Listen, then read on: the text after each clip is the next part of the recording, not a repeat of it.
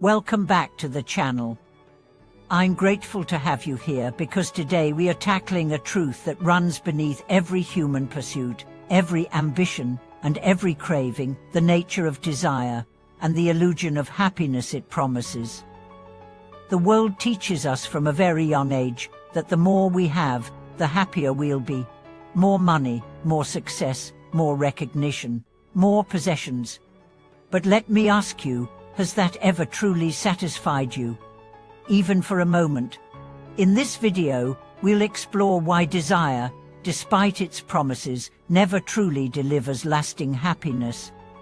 We'll uncover the spiritual, psychological, and philosophical insights that help us understand the trap of chasing fulfillment through the external. And more importantly, we'll discuss what actually leads to contentment, peace, and a deeply joyful life. Let's begin with the fundamental paradox of desire. It always wants more. No matter how much you feed it, it grows. You get your dream job and soon, you want a promotion. You buy the latest phone, and in a few months, it feels old. You earn enough to live comfortably, and then suddenly, comfort isn't enough. Desire is a moving target. Every time you get close, it moves further away. The Buddha likened desire to drinking salt water. The more you drink, the thirstier you become. It promises satisfaction, but delivers emptiness. For now, don't get me wrong. Desire isn't inherently evil. It's natural to want comfort, beauty, progress. But when desire becomes the source of your identity and your pursuit of happiness, it becomes a tyrant. It rules your thoughts, distorts your choices, and disconnects you from what really matters. Let me share the story of Daniel, a high-performing executive in his early 40s. By all external measures, he was successful, wealthy, respected, and powerful. But behind closed doors, he was exhausted, restless, and unfulfilled. Every time I reach a goal, he said, I immediately feel the pressure to chase the next one. There's no joy, just anxiety. What Daniel experienced is something many of us know all too well: the treadmill of desire. You run harder and harder, but you never arrive. Why? Because the destination keeps changing. You think, once I have this, I'll be happy. But when you get it, you're already hungry for something else. This isn't just anecdotal. Studies in psychology confirm that human beings are notoriously bad at predicting what will make them happy. We overestimate the joy of future achievements and underestimate our ability to adapt to them. It's called the hedonic treadmill, our tendency to return to a baseline level of happiness despite major positive or negative events. So if desire doesn't bring lasting joy, what does?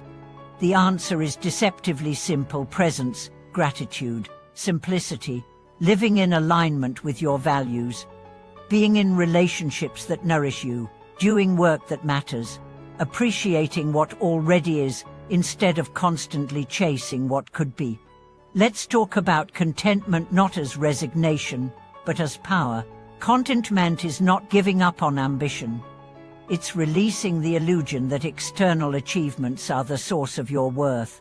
It's the ability to say, what I have is enough. Who I am is enough. This moment is enough. Think about the last time you felt truly at peace. Was it when you got a raise, or when you were walking in nature, talking with a close friend, watching your child sleep? Those moments have something in common. They're rooted in presence, not possession. And now, let's explore the spiritual perspective. Across all major traditions, Buddhism, Christianity, Stoicism, Sufism, there's a common warning: beware of unchecked desire. Not because desire is sinful, but because it's distracting. It pulls you away from your inner life. It clouds your vision. It convinces you that peace lies out there, when in truth, it's always been in here. Desire isn't just about things. It can be a desire for validation, for approval, for status. These are even more dangerous because they're tied to identity. When your sense of self depends on being admired, followed, or envied. You become a slave to other people's perceptions. And that is the most unstable form of happiness imaginable. Let's return to the real world. Look at social media. It thrives on desire. It shows you curated lives and convinces you you're missing out.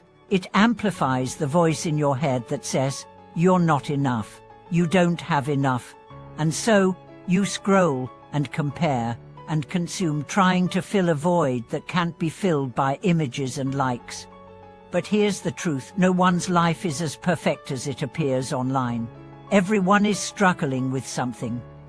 Everyone has moments of doubt, loneliness, fear. The ones who seem happiest are not those with the most, but those with the least inner conflict. You see, happiness is not a result, it's a state. It arises when your mind is not at war with the present moment. There's a story from Zen tradition. A monk was asked, "What is enlightenment?" He replied, "When hungry, eat. When tired, sleep." The point is simple. Peace comes from meeting each moment fully, not trying to escape it, replace it, or improve it with desire. Let's take a moment to reflect. Where in your life has desire led you astray? What have you chased that left you emptier than before? What simple moments have brought you more joy than your biggest accomplishments? Those answers hold the key to your freedom.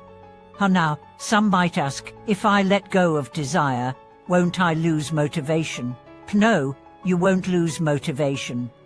You'll gain clarity. You'll move from chasing to choosing, from compulsion to intention. You'll stop running from lack and start creating from wholeness. When you act from wholeness, your work becomes an offering, not a transaction. Your relationships become expressions, not exchanges. Your goals become journeys, not destinations. And in that shift, you find something desire could never give you: peace that lasts. Let me introduce you to Emma.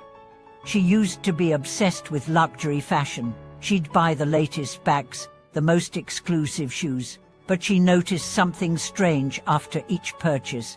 She felt a fleeting high, followed by a strange emptiness. So she decided to simplify. She stopped shopping for validation. She donated most of her collection. She started spending weekends in nature, journaling, connecting with friends. Her smile changed, her energy changed. "I didn't just clear my closet," she said. "I cleared my mind." True happiness doesn't come from what you gain. It comes from what you let go of.